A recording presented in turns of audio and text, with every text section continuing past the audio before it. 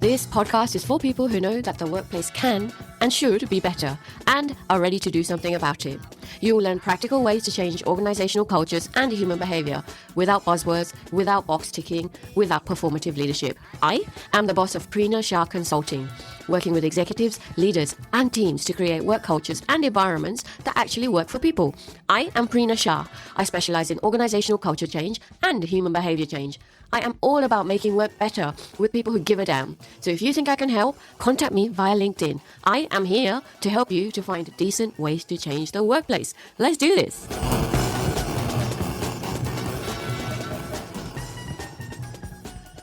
This episode is with my friend Trina Sunday, who is an expert in all things reimagining HR. So imagine, she is HR for HR, and we all freaking need that. I remember back in my day when I worked in the corporate world, I really needed someone to look out for me. Trina is your lady in that respect. I am an organizational culture expert and human behavior change expert, and I bring my lens to this conversation on the topic of fear within the workplace. It's a juicy one. We cover all sorts. I would love to hear back from you. Drop me a message. My details are in the show notes. And let me know what other kinds of topics you would like me to cover and who else you'd like me to speak to as well. Let's get into it. There's been a few posts floating around on LinkedIn, and my dear friend and colleague Prina Shah and I thought that we would have a chat around trust and fear and what it's doing in our workplaces. And fear and trust to me sits at opposite ends of the employee experience. And for me, HR often sits right in the middle, absorbing the fear, protecting the trust, and helping leaders navigate both. Prina's obviously doing a lot of work with leaders, and we're hoping that this casual conversation is going to explore what happens when we start leading with heart instead of fear. And so I'm really happy to have this chat. Prina, what's showing up for you? Me too. Oh my gosh. So thank you so much for commenting on my post on LinkedIn. It was such an interesting comment that you posted about leaders coming at things from, I guess, a scarcity and a bit of a fearful mindset at the moment. And then, you and I got talking, thought, let's talk about this in detail. So let's just do this. What's coming across at the moment? So you really got me thinking about this, Trina, in terms of what does fear look like, especially in leadership today. I'm seeing a lot. I don't know if it's just because of, the time of the year. It's nearly Christmas, people feeling burnt out, overwhelmed, everything else in between. But I've got some ideas. So what I'm seeing, not across the board, but definitely with leaders who need help, let's just call it. I'm seeing a sense of control, definitely control, perfectionism, which then often leads to indecision, Trina. Obsessing over KPIs. What else am I seeing? People pleasing. That's one part of it as well. Talent hoarding as well. Not letting their people go or not sharing their people as well. That's another biggie I'm seeing. And essentially, this is pretty much micromanagement under the guise of high standards, really. Yeah. So yeah, when you got talking about that on LinkedIn, I thought, actually, I am seeing that. In certain pockets. And there's lots of habits in that, right? So I think it's one of the things I'd mentioned to you where, when I look at it through a HR lens, it's the compliance aspects, the command and control. Yeah. For me, it is compliance over courage. I'm not seeing as much courage as I did a few years ago. And the risk aversion, I talk about that and I know with you around that being disguised as safety, like we can't do that. We've got to keep our people safe. And it's like, there's nothing safe about avoidance. Exactly. There's nothing safe about indecision, right? No. Can I jump onto this one? I love compliance over courage. So one thing I'm really seeing, and I don't know if you're coming across this as well. So psychosocial, all of that kind of stuff. It's not new, but it is new to some. And, lots of leaders have had training or upskilling in this. Trina, some of my clients are scared, oh my gosh, with all of this stuff to the point where they've become avoidant now in having that conversation, in dealing with that issue, in case something blows up. So they are just doing this. They're putting their hands up and just not dealing with things. I think that's one factor potentially as well.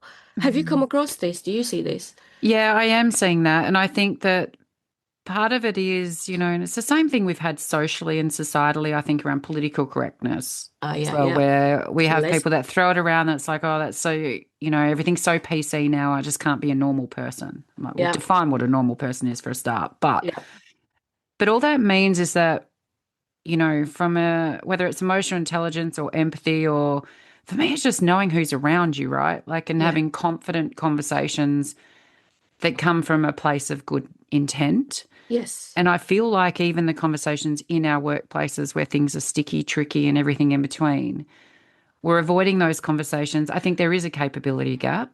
And I think, Yeah. and I'll welcome your thought around this in a minute, but you know, there is a capability gap, I think, where we've had some people that are in people leadership roles that really haven't had a chance to practice this and build the management muscle, like where it becomes second nature.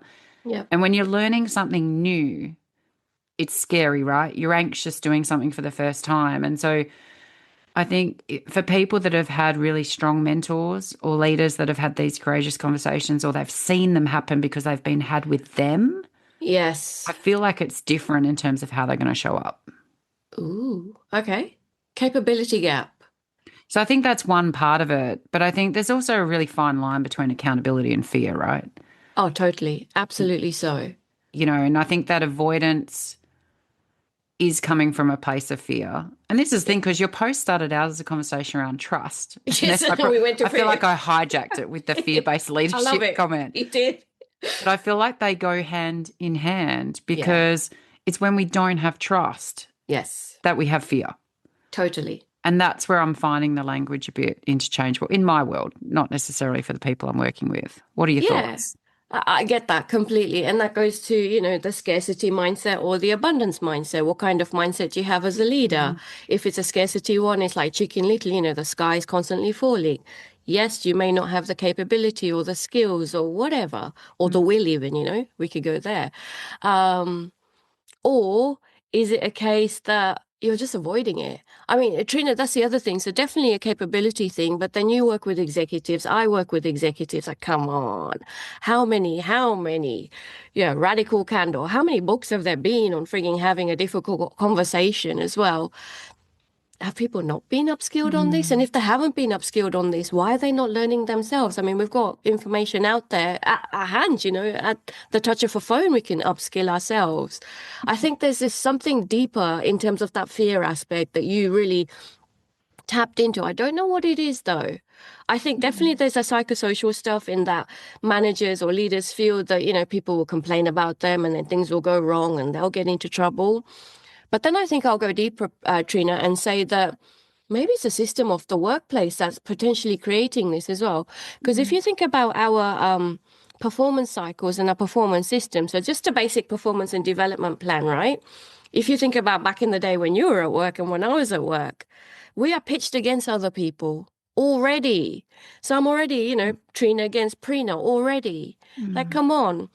So that creates that, I guess, that conflict within myself that no, but I'm only competing against mm, myself.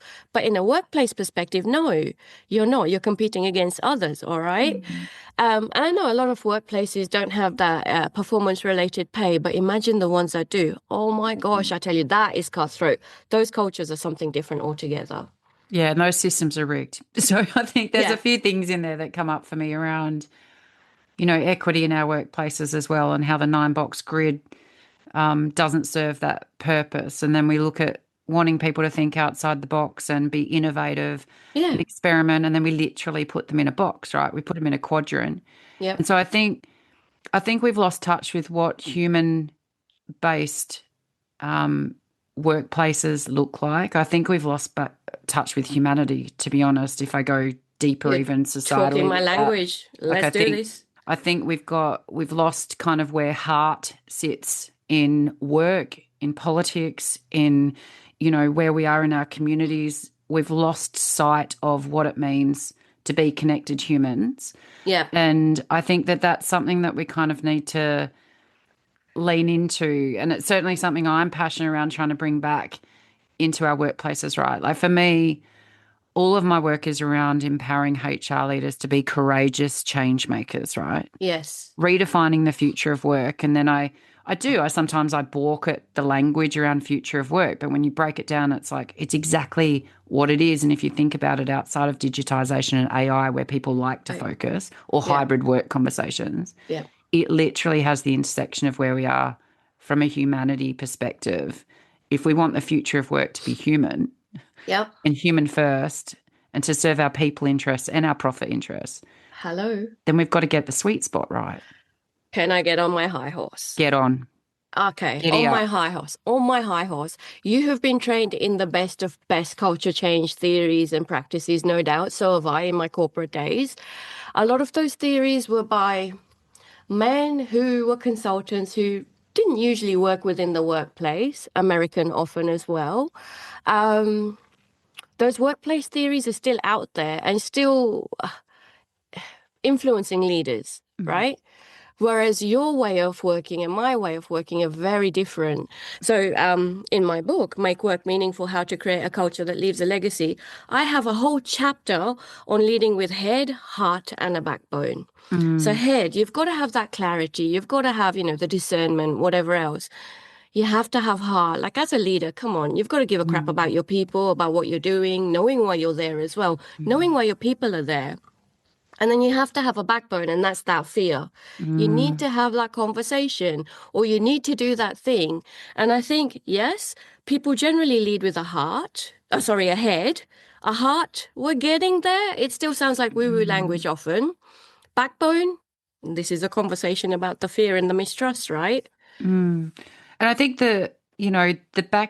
I think it is the system, as you talked about. Like if I look at the anatomy of fear, I feel like fear hides behind process. Yeah, So fear, yeah, and we often call it, and certainly from a HR space, and I know you look with a different lens, but you've worked in HR and OD, so you've got the balance of both sides and you've had that yeah, insight like I do. But we hide behind it and call it thoroughness or being yeah. thorough, but it's really control. Oh And my gosh, isn't it? I really do see that from a HR lens, which is the space that, I'm working really hard to level up where we are in HR. Yeah, But it's about creating safety. And you talked about psychosocial hazards or psychological safety, and they are two quite different things. But yeah. creating safety has become so sanitized that honesty's disappeared. Okay, I'm going to ask you to get on your high horse, if I may, Trina. Mm. Okay. I'm working with a few organizations who are going through restructures, Mm-hmm. and no doubt you are as well.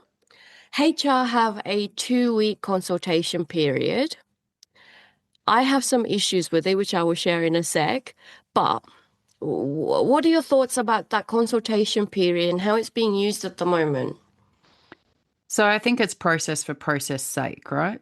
Thank So you. I'm currently working with a client driving massive restructure, happens to be restructuring, transforming a people, culture, environment function Well, in a broader corporate service remit, right?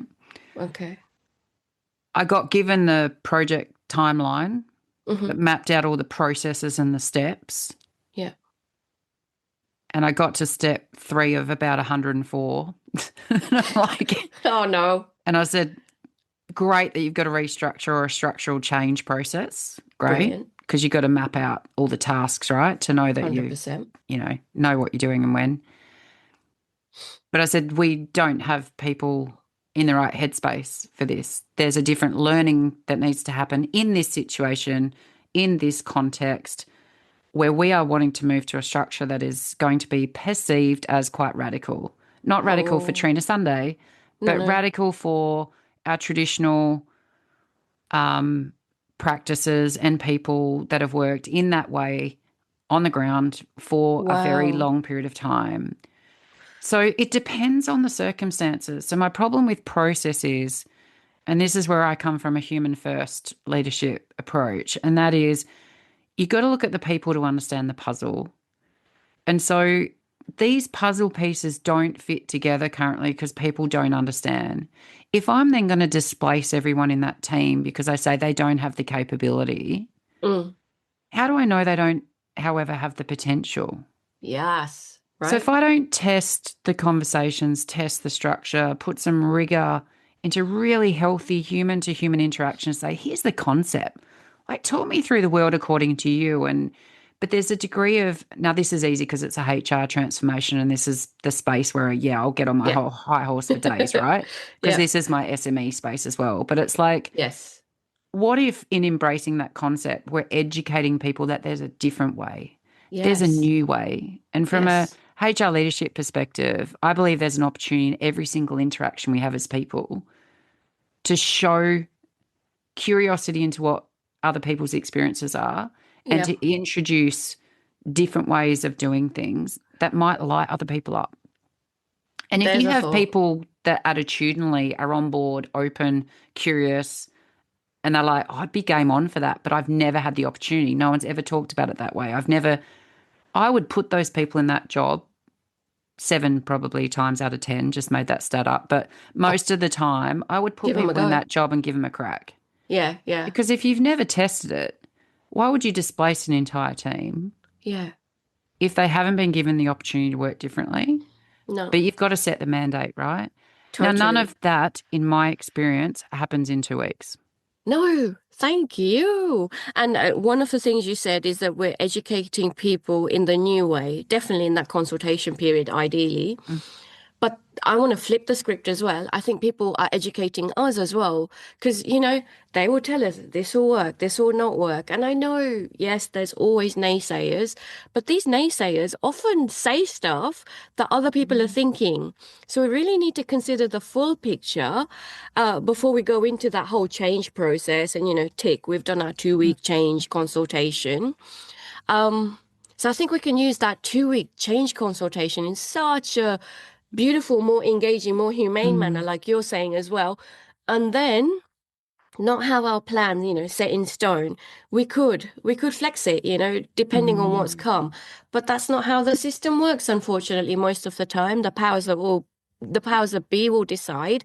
And often you've been there, I've been there.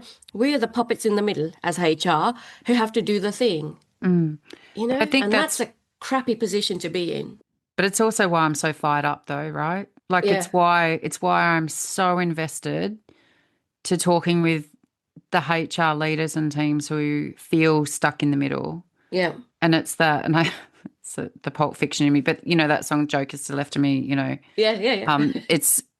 I think, we need to be able to look at what our role is in that.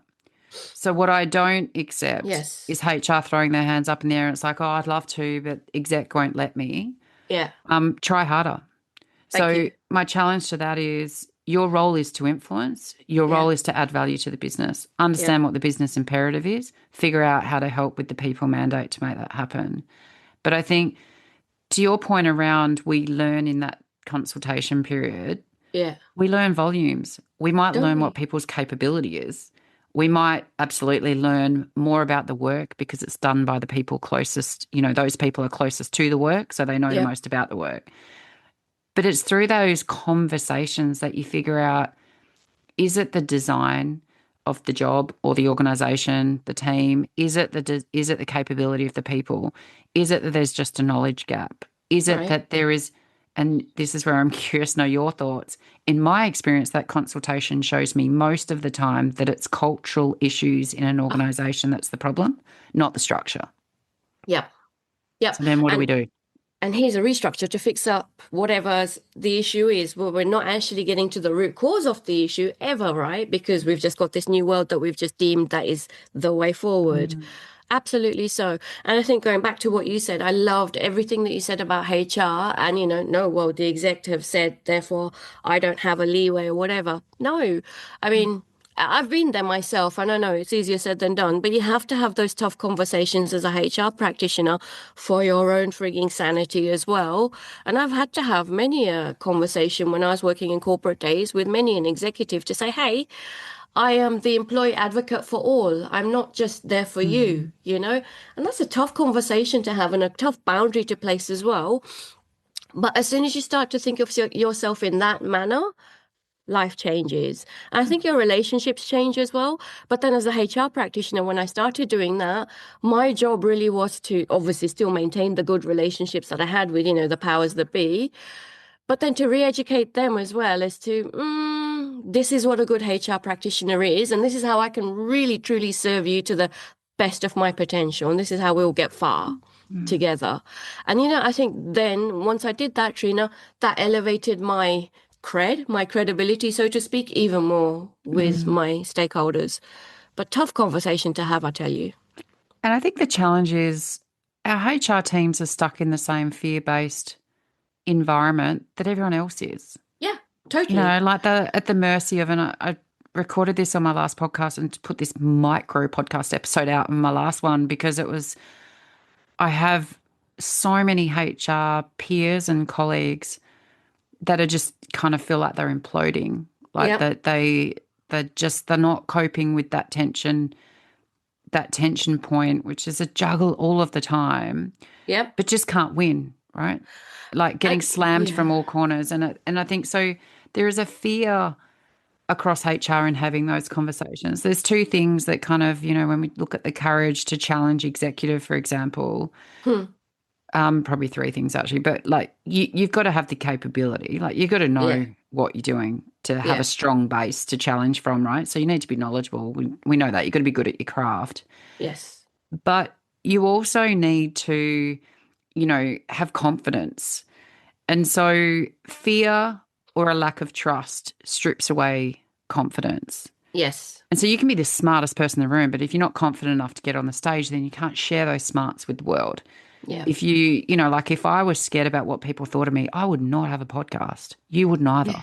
Yep, Like, because I exactly. share the world, according to Trina, pretty unfiltered, Yep. as I know you show up as yourself as well. And it's like, there's going to be people that will criticize things I Yep. say and, Yep. and good on you kind of thing. But Mm. that confidence and the capability are key. But then the third element I always think about that comes unstuck is clarity.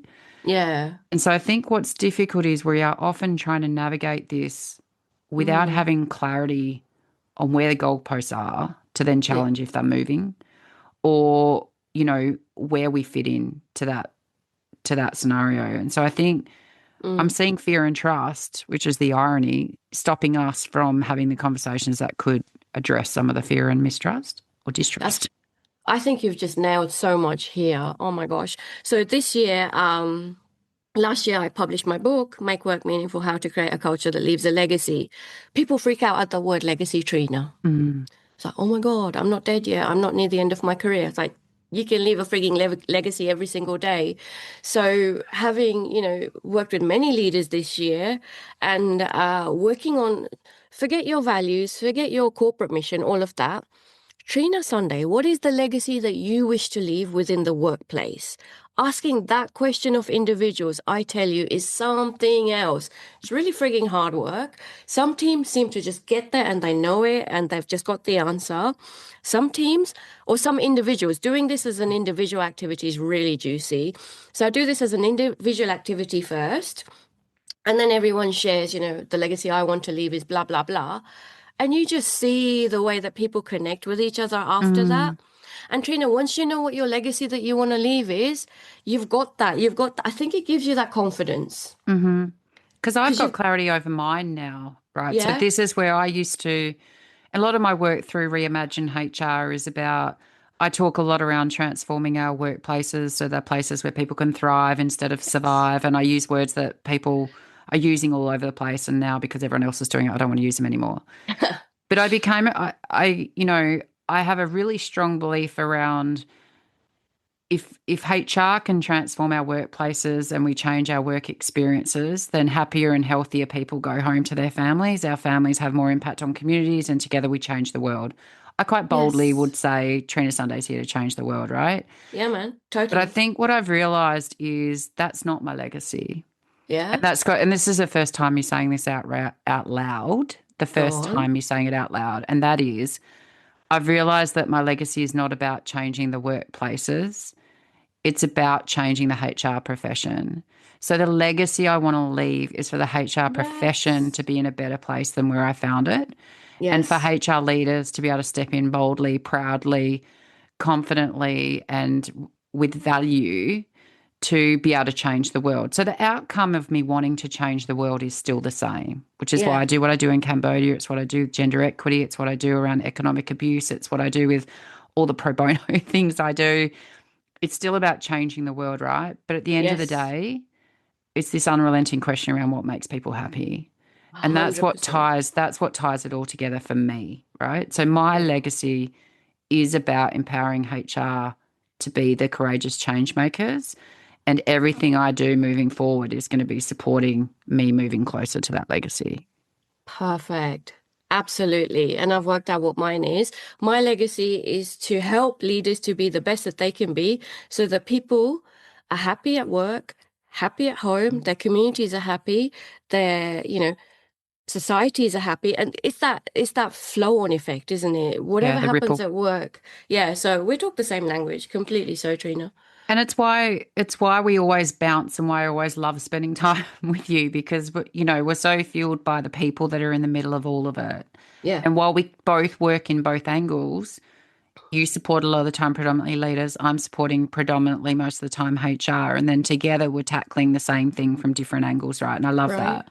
But I Perfect. think a lot of it's about, you know, I think about where HR is and I think about the bravery that it's going to take for us to be able to rebuild trust, change our workplaces to try and address fear. And I'm keen Yeah. to know, like if fear breaks trust, Yeah. what's going to rebuild it, Prina? I have some ideas. I've got a whole chapter on it. Okay. So you've probably done a heap of work on your own business, as have I. From a marketing perspective, I've really been learning about how do people trust me as Prina Mm, Shah, as my business. So, in my book, I've got a whole chapter on the know, like, and trust principle. So first off, Trina, we're randoms working together in a team. It's like a frigging blind date. mm, We can't just, move on to trust overnight. You have to wine and dine me first, like get to know me, right? So from a work perspective, we need to get to know each other first off. How do we get to know each other? There's so many different ways. There's formal ways, there's informal ways. There's bringing Trina into the workplace to, hold a team development session with us. There's all sorts of stuff you can do. And taking your leadership hat off as well, I think, as a leader is really important in that no phase. So everyone's on the same level, okay? So we all get to know each other. Then we can work out whether we like each other, right? And Trina, you and I don't have to be best friends, but we have to have some kind of mutual respect if we're in a team together. So there's that likability aspect. And then eventually I feel we get to trust. So I did a whole session on this last week with a team. And there's so many people who've written about trust, Lencioni and a million others. But I think it really comes down to we have to get to know each other. We have to like each other most of the time. We're not going to be best friends all of the time. And then the trust comes. It's a long, long game. It's not going to happen overnight. And then, there's forming, storming, norming, all of the different things that happen within a team. But if we've got that foundation, the good foundation, we're good. We can mm, have that head to head conversation that we need to without you feeling awkward, without me feeling, hurt or whatever it might be. We mm. can just have it out. Yeah. Yeah. And I think people think that trust is often these really big, um, bold gestures, though. And this Yeah. is where I feel like many of us have got it really wrong, right? Yeah. Like, so this is where it's about, and I talk about in my business moments that matter, but like really in our workplace, the micro moments, right? They're the mini itty bitty things Yes. that we do Yes. consistently that kind of Thank show that we you. have empathy and that there's clarity and but consistency is queen here. Like, Yes. I suppose king, but like consistency is kind of where, because then we are predictable. We Yes. trust people who are predictable.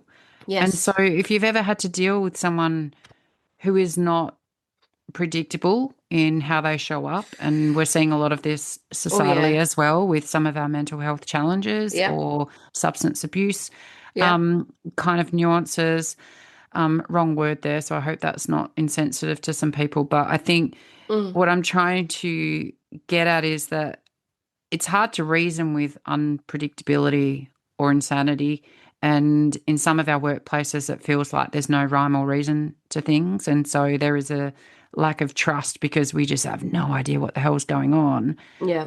So clarity helps give us that. The empathy part is understanding where each other are coming, but the micro things.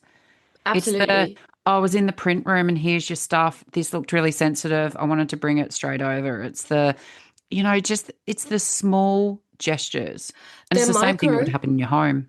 absolutely, they're micro, but the impact is so macro, right? Yeah. I've got a whole chapter on moments that matter, is what I call Mm, them. And these moments that matter are true to you and your culture that you're building. The moments that matter that I create for my team might be completely different, something else mm. altogether, right? Another thing I did, my latest newsletter talks about false agreement. I don't know if you're coming across Tell me this about as that. well. So false agreement, it looks like we all agree after two people nod. Uh, the other voices don't get heard. Or do we all agree? Do we all agree? Manager looking at the clock and just ending the meeting quickly. Um, a chat that's 99% solution and only 1% dissent. I Mm, think if you're not having healthy debates, what the hell is wrong here? What is happening? There's something too polite, I guess. The mm, stiff upper lipped English kind of situation I can bring as an example here. Um, when people don't speak up, I think it's really frigging dangerous. And yeah, that's an issue for organizations and for leaders, especially because you don't know what's happening and people have just checked out. mm. And I think that comes back to safety as well, though, right? Like, Yeah. I think that comes back. And this is why when I hijacked your post, it's like Mm. all roads lead to fear or from fear, not to Yeah. fear. Yeah. From fear to freedom's where I'm playing, Yeah. right? And so, but it's how do we get there? But I think this is the thing around the human first aspect here. Even with those meetings where we want to encourage debate, Yeah. we know that people aren't going to debate in the room.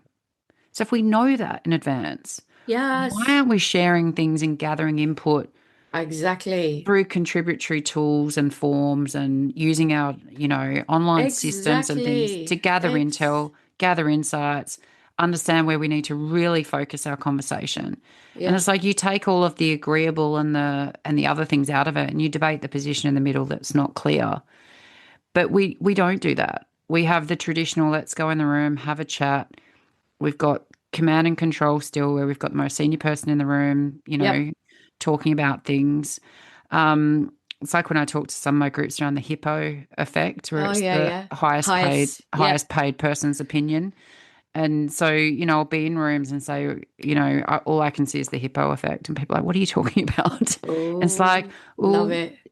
we're just pulling rank here and then everyone's filing in behind. That's Yeah. not healthy debate. And that's what trust feels like when it's working, right? You have Yeah. people that can healthily challenge, that tell the truth Yes. because they feel that they can. Because And they that's feel our that they job. can. Because they feel that they can. That's the thing, right? And how can you? So I think your audience, HR people, and my audience leaders, I think the answer is really tapping into your own legacy that you want to leave. What's that thing that you want to give, not to the workplace, but to the wider world, the bigger piece Mm, mm, today, not at the end of your deathbed? Trina, we're going to be working until God knows how long, right? So we may as well make it meaningful. That's my thing. mm, Um, so really tapping into that aspect is so, so important. And mm. then I'm telling you, things really do change. Yeah. Yeah, and I think one of the things is, and what I'm cognizant of, is there'd be a lot of people listening to us chat and think, what a privilege to sit there and be mapping out your legacy. Like I'm in the trenches here. Like, who the hell are Okay. these woo-woo women that are like All sitting right. there in business and Yep. and I Okay. think, because I get challenged quite a bit around the language of, I used to be game changer. I'm moving more Oh, to, yes. like Yes. but it's true. It's like I want to move people from game player to game changer, Damn and right. I've got a Yeah. whole methodology around how to do it. Yeah. So, Yeah. that's for And it coaching works. clients. It works. It works. Yes. But do you know what works around it? And this is when I was just listening to you reflect then. Mm. We can't affect or be clear on the legacy or kind of what we bring to the table when we haven't done the self work. No, And exactly. again, this is when people are like, nah, man, I'm out. Yeah. Yeah. Yeah. Yeah. What do you mean I have to change myself? No. And I think if we could Yeah. shift this, I feel like HR are trying to change the world. We're expecting leaders to change, change everything. But I think we need to strip it all back, to be honest. And it's just about Yes. individuals being able to figure out, to your point, who they are, and maybe legacy is a big word for them, but it's what do you want to be better tomorrow than it is today? Exactly. And what does that And look like? 100%. And I would add to that as well. So, you know, those people who are feeling super disempowered, I've been there, you know, myself as well. I would ask those people who are listening, thinking, yeah, bullshit, ladies, you know, whatever. Um, I want you to consider if you are really disagreeing with this, good, thank you. Let us know. Get in Mm, touch with us. We want to hear, you know, from yourselves as well.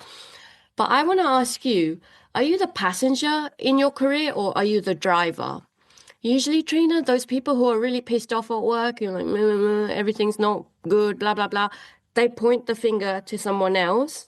It's time to look in the mirror as well and to find out whether you are the passenger or the driver of your career, because you do have agency. And that's what working on your legacy reminds you of, that you frigging have agency to do whatever you want to. mm. And I think that's part of the self work, right? Mm, It's figuring out how to reclaim your agency if you feel like you've lost it. big And I time. think what I'm finding is that because of the lack of human kind of empathy that I'm Yeah. seeing at every level across the globe at the minute. And Yeah. I find it really challenging, right? So I'm built at a bit of a heightened scale around being an empath, around the things that I will cry when the news comes on, and I will cry at some of the things I'm seeing that's happening. Where already I'm being censored around some things with some certain countries, with some certain leaders. So we'll save that for another day, not because I'm not bold or courageous, but there's some things that could be Does not deserve compromised. any airtime Yeah, here we don't today. need to Yep. name it, and Yep. it could compromise some things that would help me change the world. So, Yep. got to work on a few things, but there's I don't know how we are turning away from some of those things in our workplaces as well. Like we have fundamentally things that are causing people harm. Yeah. And I think what is happening with, say, the legacy or the self work and the resistance around that, I'm seeing layers of trauma, Oh right? Like, my, so yeah. I'm seeing trauma in our workforces, in Yep. our among our employees that's not acknowledged, identified. We're not giving any space for support to resolve. There's post traumatic stress Yeah. essentially in some spaces. And then you've got this thing where, well, my workplace kind of caused this in some respects. And then I'm being left to feel like a criminal because now I'm navigating a workers' comp system. There's all of this Yeah. complexity. It is And I hard. think that's what's overwhelming for HR because we see all of it. We see the whole organization. A leader sees all of it Yes. more intimately with a team. Yes. And so I A think HR. it's a Yeah. challenge. It's how do you help people to lead with heart when their hearts are broken? Indeed. Indeed. And you know, when organizations, I guess you've got to be, is it going back to the PC stuff we were saying earlier, like how involved do you want to get? How involved can you get as well? There's this there's a new expectation of the workplace, I feel nowadays as well.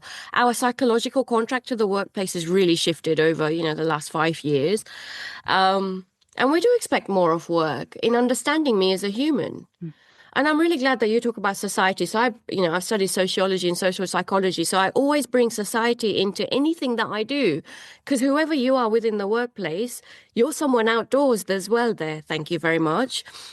And one thing I completely agree with you, Trina. I'm coming across people who are dealing with it's a term that I've just recently learnt about, the poly crisis, Mm, multiple crises, you know, that we're seeing, that we're dealing with, that we're watching on the news. I stopped watching the news probably around 15, 16 years ago. I just read stuff now because it just got too much. mm, Um, but when your people are dealing with poly crises out there, you know, in the world, and they're acting shitty within the workplace, hello, I wonder why that is. mm, So, yes, there has to be some kind of boundary between work and life, but then no as well. I feel like we mm, need some kind of new work-life integration, that humanity, you know, the way that you're talking about, a new way of working as well is what we really need. mm. And I think most executives would flip the table on the even remote thought that we need to bring more of our people to I work, know, right? And right? so, we've tried to put these boundaries, and I get it, right? Because I get it in terms of having boundaries around where our responsibilities stop and start. Correct. But it is fluid. we bring our home to work, we take our work home, and either way, it's going to ruin one part of our life if we can't get some kind of balance or coping mechanisms in place for when the balance is not tipped in the favor that we need. Like, and Thank you. I could always go through very, very, very intense emotionally and physically in terms of work stuff. I could do it unrelentingly for a long period of time when I knew that I had a month off to go abroad and refuel, like the carrot kind of thing, right? I feel like people aren't getting off the hamster wheel Yeah. and we're not refueling, we're not re energizing, we're not refilling the cup, whatever your language is, you know. And I got challenged around being woo woo when I used the term fill your cup last week. Okay. Now, that's one person, right? So let's not exaggerate. However, I found that really interesting that just a concept around energy is finite, energy and time. So, energy in and out. Who's sucking your energy? Emotional vampires in your workplace. Who's refueling your energy? You know, both in people and processes, right? Yeah. Yeah. And talking about that and having people go, oh, it's just so woo woo, like this fill your cup stuff. Like, can we just get it? And it's like, there's some self work right No. there, Big right? time. Yep. We Yep. can't, you and I, consultants, change agents, supporters, enablers, empowerers, we can't fix that person. No, not at That's all. therapy. That's what a psychologist and self reflection work needs to happen. And I don't even say that flippantly and No, critically. it's true. That is where we have some really fundamental things that are flowing into the workplace, Yep. and training programs aren't going to fix that. That ain't We, gonna cut it. We're all so different, Trina. We all have such different needs, absolutely. And I'm so glad that you mentioned energy as well. I've been called out on using the word energy as being woo-woo. But okay, let me give you an example. You walk into a room, someone's got their arm crossed, the rest of the room is really quiet. Can you sense the energy in the room? mm, Yes, you frigging can. That's what yes. energy is. Thank you very much. So it is not woo-woo, because Mm, then the other thing that happens as well is emotional contagion hmm. in a negative sense, which is really crap. Yeah. We take on the negative of everyone else. So, Yeah. yeah, we really do have to work on ourselves. Yeah, But we there's a need to lot be of able, work. we need, sorry to speak, we need to be able to Go. call it out though, right? So we need Yes. to be able to call it out. So I was with a client and delivering a workshop with a leadership team last Thursday, Okay. and the CEO, also managing director, family run business. It's not a space I play in very often, but they really wanted our help with some things, and they're good people, right? Yeah. So I gravitate to where the good people are. Mm-hmm. And walking into that room, when they walked into the room, the whole leadership group, you felt the energy and the oxygen disappear from the room in an instant. Ouch. The body language from the managing director was awful. Now, I'd seen a couple of emails that morning. I knew he Okay. was turning up angry Oh, with someone else that was on the leadership team. But it's one of these things where me as an external consultant, there's a different way of being able to manage that situation, right? correct. So I flipped the script in the room, had people work on some reflection stuff, and then it was like, hey, mate, can we just go have a chat? I just want to talk about the next thing we're going to do. Good. And went outside and was like, what the hell, man? Like, what is going on? You called it. Because there is no point us being here if you can't, like, I know that you're in a really tough spot. I know that your back's against the wall. If you can't be in the space that we need you to be in for this to kind of be able to be future focused, Mm-hmm. there's no point us being here. Wasting money, wasting time, wasting energy. Because the Respect to energy in the you. room and the vibe in the room, it's not cool. It's not Yeah. okay. But I'm Yeah. worried about you. So what do you need? Can we do it or should we call it? Because I I'll love help you this. call it. Yeah. He's like, right, okay, well, but I'm not being angry. I'm holding my stuff together. I'm like, talking Uh-uh. doesn't, it's body language. Yeah. I said, the words come out of your mouth are not even 30% of what people's communication is from you. So you don't need to say a word. No, we And can if read you, it. and if you can't contribute to the conversation because you're trying to hold your anger for 3 hours, there's no point. Yep. So how can I help you? I What love do we that. do? And, you know, I said, and he said, no, we need to do this. And in my mind, I'm like, yeah, we definitely need to have this session because we've got stuff that needs to happen. But at the same time, if it's not going to get the outcome and have the impact, it's not the right time. No.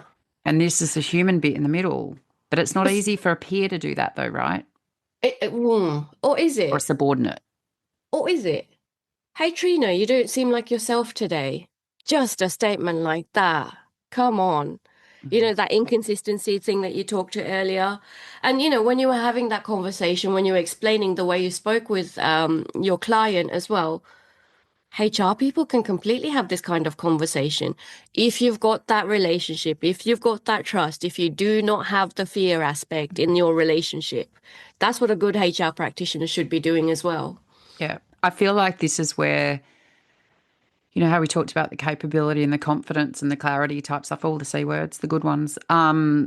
It's about being able to show up in that moment, though, serving others. Yeah. And this is the bit that I feel like we've lost in the fear-based environment that we find ourselves is that when you're scared, you're less Yeah. likely to show up in service of others, No, exactly. with the because you're self-protecting. Exactly. So if you're self-protecting, you're not giving, No. right? And this is at its very core, like why fear and trust being broken means that we can't then lean in to help other people because Yeah. we need people to be helping us in those moments.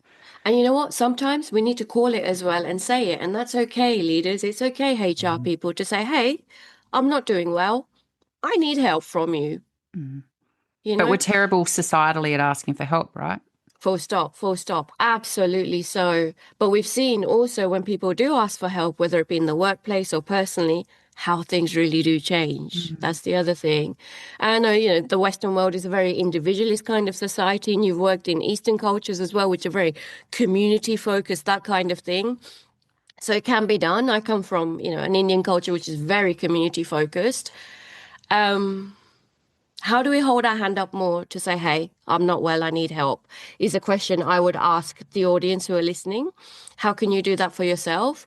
How can you, Trina, I'd ask the audience as well, how can you respectfully call out the shitty behavior yourselves as well? Whether Mhm. you are, the cleaner, whether you're a graduate, whether you're a junior, whatever, or whether you're the CEO. Either way, how Mhm. can you have that tough conversation in your own beautiful manner? We're all very different. Mhm. If you do it in your own style, then of course that's going to land so much better than Trina's way or Prina's way. Mhm. Um, those are the And big questions I want to ask people. Like, what is holding you back from a fear perspective, really, as well, people? I want to ask you, what is that fear? Get to the root cause of it. mm. And I think even though we've talked about the fact that we feel like we're missing humanity in our workplaces, it's also what's going to save it, right? Oh, totally. I've So seen the I flip know, side. Yeah. yeah, I know in my heart of hearts and in the people I work with, the spaces that I occupy, that there are Mm-hmm. incredible people that care. Oh, And so yes.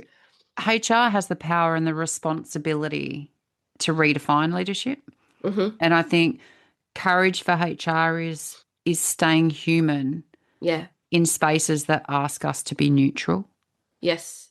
So for And us to can stay human, that's the role modeling that's going to help others that might be listening to be like, well, how do I stay true to myself in these moments? Because that's not me. Okay, can I jump onto that beautiful statement? Stay human in spaces that ask us to be neutral, HR people. I think HR people don't give themselves enough credit often, and they don't develop themselves often as well, because they're in their frigging echo chamber and they're busy, they're stressed out, they're overwhelmed. I've been there and I've done that myself. But once you start developing yourself in the new world of work, in, new theories, new practices, hello, you're not only developing yourself, but it's that pass it on mentality. You're going to give back to your organization, to your people, to the organizational culture. And what a beautiful ripple effect are you Mm, leaving then after you've learned new things? So, Trina, question for you. I don't know if you come across, I mean, you work with brilliant HR teams who obviously want to learn, but I know there's many HR teams whose doors are completely closed because they know the best. You mm, know, they're the ones who especially are working in the yeah. fear aspect. And I think leaders as well, whose cups are full, you Hmm. know? Yeah. Let's take your language. If your cup is full, ain't nothing else gonna fill it. If you think it's so full, you know, we can really learn from others and we can learn from our own frigging mistakes as well, but we just have to admit them. Yeah, I agree. And I think the key thing as well that I would leave kind of HRN leaders to think about is that, the future of work is not defined by technology, right? No, It's no, going to no. be defined by how much heart we bring Mm, to leadership. And it's the heart work that I'm doing through my coaching and through the speaking that I'm doing that's really starting to shift this. Like it's the model, that is, and, there's a similar theme, I guess, because our work, we, both smart people that kind of know how some of these things fit together. But, it is about the head, the heart, and for me, the hands, like around, like how you fit that together in a way that you can then execute. So it takes the woo woo because I'm pragmatic, right? So I'm like, yeah. yeah, I'm going to go woo woo on you, but then I'm going to be, I'll show you how. looking at, I'll Yeah. show you how, because we Yeah. need the intuitiveness, we need the confidence. But I Yeah. really think that we know, and courage doesn't come from a workshop, right? It No. comes from choosing trust and over fear, basically, over and over again. Yeah. And I would really encourage, listeners to your point, think about their legacy, to think about how we're going to reduce fear and how we take more heart action. What are you going to do this week? Simple. Simple. Beautiful. Let's do Let's it. let's do it. Let's do it. Yes. If you like this episode, check out the show notes and sign up to my newsletter. That will help your workplace to be less shitty. It's full of novel ideas, good food for thought. And if you like this episode, pass it on to at least 2 people who will benefit. That's your good deed done for the day. Also, remember to subscribe to the Ways to Change Your Workplace podcast via your podcast provider, and I will see you in the next episode.